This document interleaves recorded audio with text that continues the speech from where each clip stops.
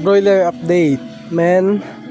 Wala nang laman, nailipat na natin dun sa itaas. Dun oh.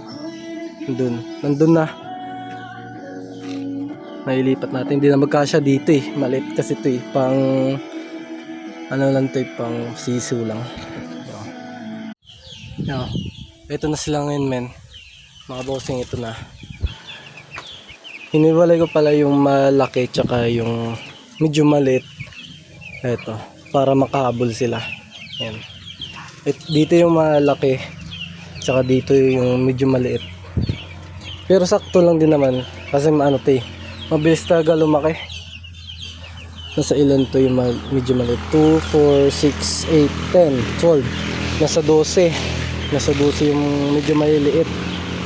Tapos malaki 2, 4, 6, 8, 10, 12, 14, 16, 17. Nasa 17 piraso yung malaki. Tapos nasa 12 yung maliliit. Yan. No. Lagyan ko muna ng tubig tsaka pakainan. Yan. Ito na lang. Yan. Ito na mga bossing, nakakuha na tayo ng tubig tsaka pagkain. Ilagay natin dun sa maliliit kasi meron na yung malaki. Samahan nyo ako, ilagay natin dun sa itaas. Yan, ito na mga bossing, nailagay na natin. Yan, meron na tubig tsaka pagkain. Ito din, meron na pagkain tsaka tubig. Okay na. Mamayang gabi, hindi na tubig, bali vitamins na yung papainom natin. Vitamin Pro, FYI, hindi yun ano